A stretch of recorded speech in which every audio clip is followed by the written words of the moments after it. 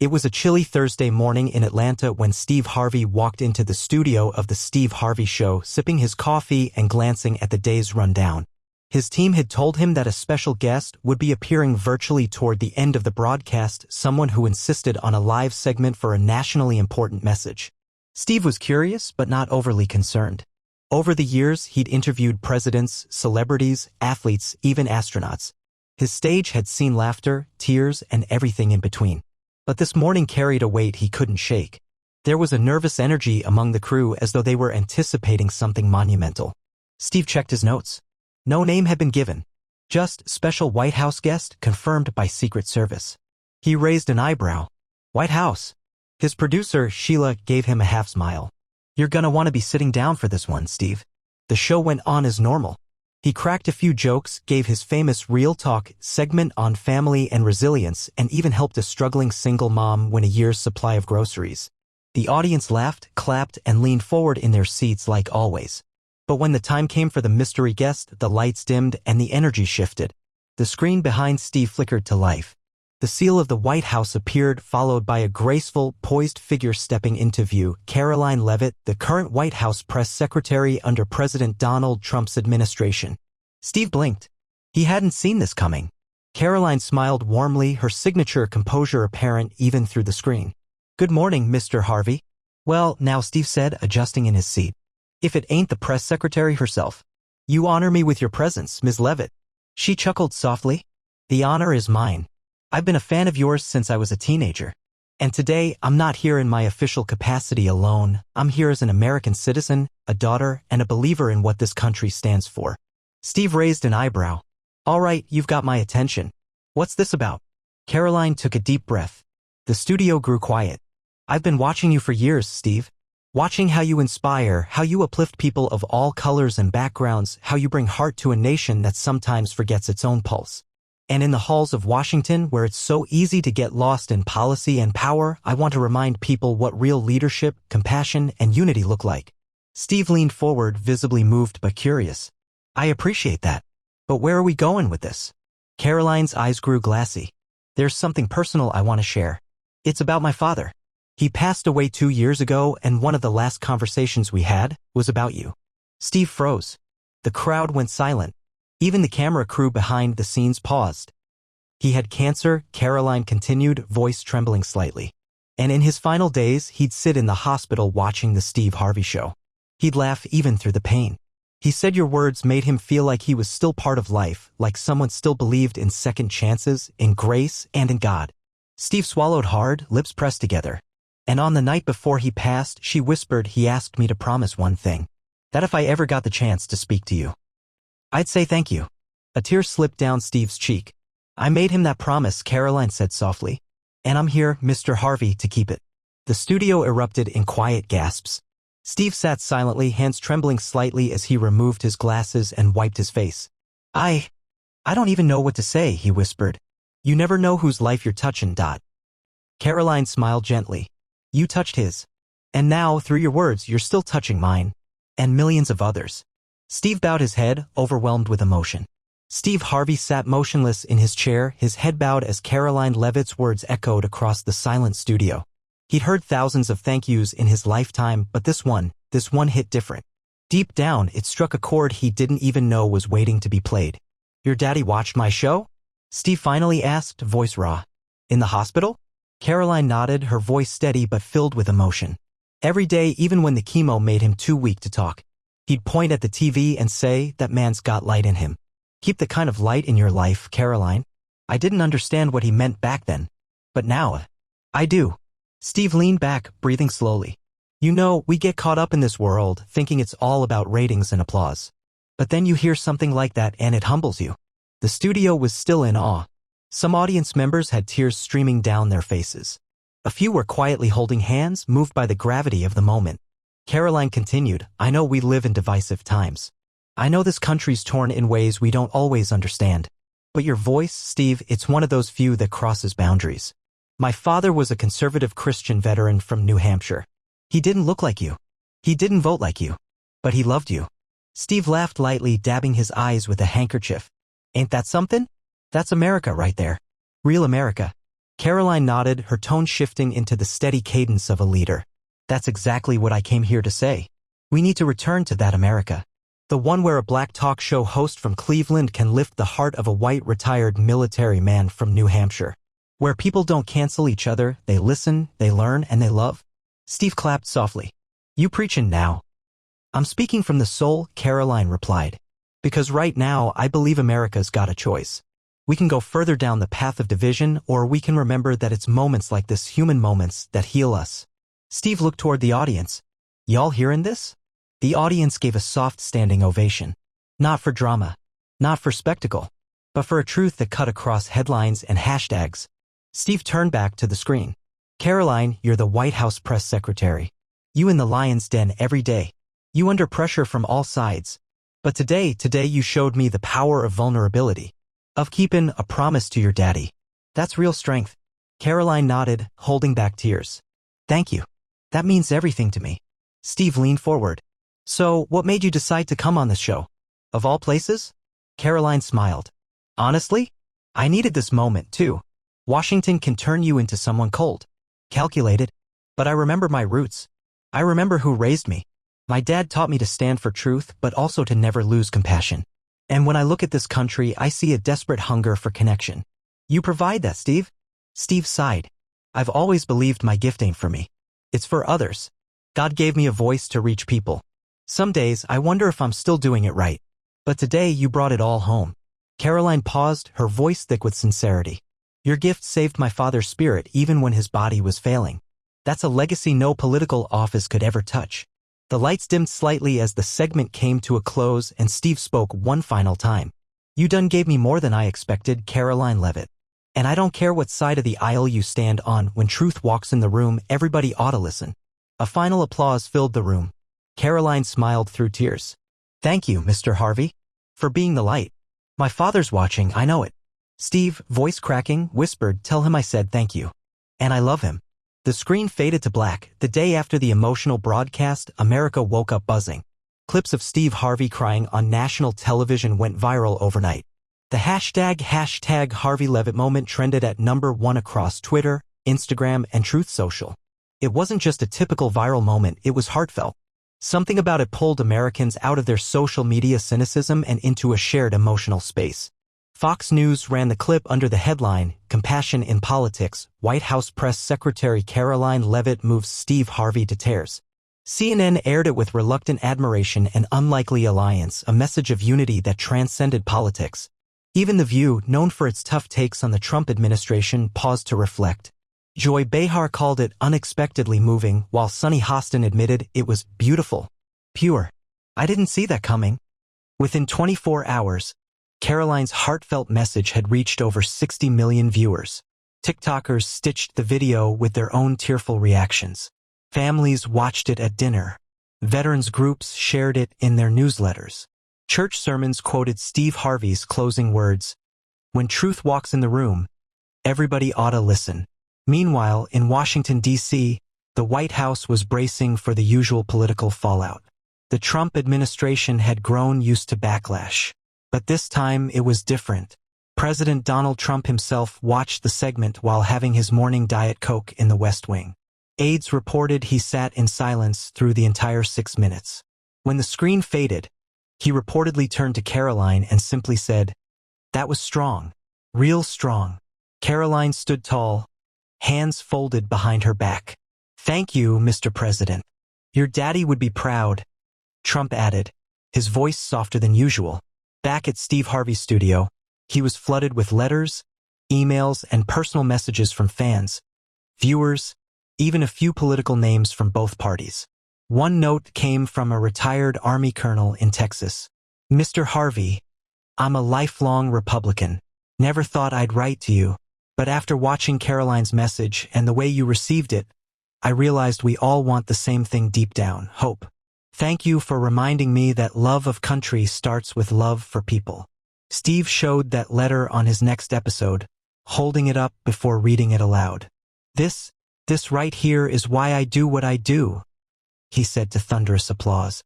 Even Oprah Winfrey, no stranger to emotional TV, called Steve that evening. "You had a moment, baby," she told him. And you made it count. Behind the scenes, Steve reflected quietly with his longtime producer Sheila. Sheila, he said, you know how many shows I've done? Thousands. And yet, that one gonna stay with me forever. Sheila smiled, patting his shoulder. Because it was real, Steve. You weren't hosting a show. You were holding space for someone's heart. Steve nodded. And I felt her father there, you know? Like he was in the room. Maybe he really was. The emotional tide kept swelling.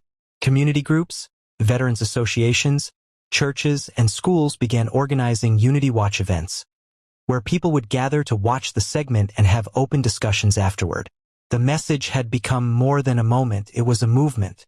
And while Karoline Leavitt returned to her daily duties as press secretary, taking tough questions and managing fiery debates, she began to receive handwritten letters from ordinary Americans. Many shared similar stories of loved ones who found comfort in Steve Harvey's words during hard times.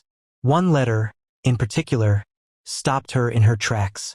Ms. Leavitt, I lost my son to depression last year. He used to watch Steve Harvey clips to lift himself up. After hearing your story, I feel like I'm not alone anymore. Thank you for sharing your dad with us. Karoline sat quietly at her desk after reading it, eyes filled with tears. She'd spoken from the heart, hoping to fulfill a personal promise. But now she was beginning to realize that her father's last wish had become something far bigger. A week after the emotional episode aired, Steve Harvey received a package in the mail. It wasn't addressed from the White House. In fact, it bore no official markings at all, just a plain white envelope with a handwritten label to Mr. Steve Harvey with gratitude. Inside was a worn leather-bound journal and a folded letter. Steve flipped open the note, which began, Dear Mr. Harvey, if you're reading this, then my daughter Karoline kept her word. She always was strong like her mama and stubborn like her old man. My name is Thomas Leavitt. I served this country for 34 years. I fought wars overseas and battled cancer here at home. But in my hardest days, when the world felt cold, you brought light into my room through a television screen. I don't think you ever knew how many lives you touched just by being honest, humble, and you. Steve read on, his hands trembling as he turned the pages. You made an old soldier laugh when laughing seemed like treason against pain. You reminded me that character matters. That God ain't left us. That maybe, just maybe, this country can still be whole again. I asked Karoline to deliver this message to you not just to say thank you, but to remind you of your mission. Because you're not just a host. You're a healer with a mic. Keep speaking. Keep lifting. This country needs you now more than ever. And so does my daughter. Signed, with all my heart, Thomas Leavitt. Steve stared at the paper for several long moments before silently opening the journal. It was filled with notes, some were daily reflections, others were letters to Karoline, and tucked between pages were Bible verses and quotes from the Steve Harvey Show. He turned to a page that read, When you're going through hell, keep going. Steve Harvey. And beneath it, Thomas had written in shaky pen, This line got me through chemo. Steve stood from his desk and walked to the stage, this time without cameras rolling, without a studio audience. Just him, his thoughts, and that journal. He sat on the edge of the stage, looking out at the empty seats. Lord, he whispered, I've done a lot of shows. But I ain't never felt something like this. If I ever forget why you put me here, remind me of this letter. He paused, eyes glassy, the journal held close. That night, during the live show, Steve surprised everyone by reading parts of the letter on air. The audience fell silent as he spoke, raw and unrehearsed. This man, this soldier, this father, he watched me during his He held up the journal. He wrote this down, y'all. Wrote down quotes from me. For me. That ain't just flattery, that's legacy. That's God using your voice to touch somebody you never met. The crowd erupted in applause, many wiping away tears. But Steve wasn't finished. I don't care what your politics are. I don't care where you stand on a red or blue map. If you're a human being with breath in your body, then you got the capacity to love. To change. To lift. That's what this moment is about. The camera panned across the studio, people of all backgrounds, ages, and colors standing shoulder to shoulder, united in shared humanity. Later that night, the video of Steve reading the letter exploded across social media. It was different than the first clip, it was deeper, more spiritual. It wasn't political commentary. It was a man holding the final words of another, carrying the weight of them with humility. Across America, the ripple grew into something tangible. Churches opened their doors for community storytelling nights. Military families began sending in journals of their own. One school in Alabama started a program called Voices That Heal, encouraging students to write letters to people who'd impacted them. Steve's inbox filled with thousands of such letters. But it was Karoline Leavitt sitting in the East Wing corridor of the White House who watched that latest clip in silence, her father's voice echoing in her heart. He was gone, but somehow more present than ever. 3 weeks had passed since the moment that shifted America's heart. The momentum had not slowed.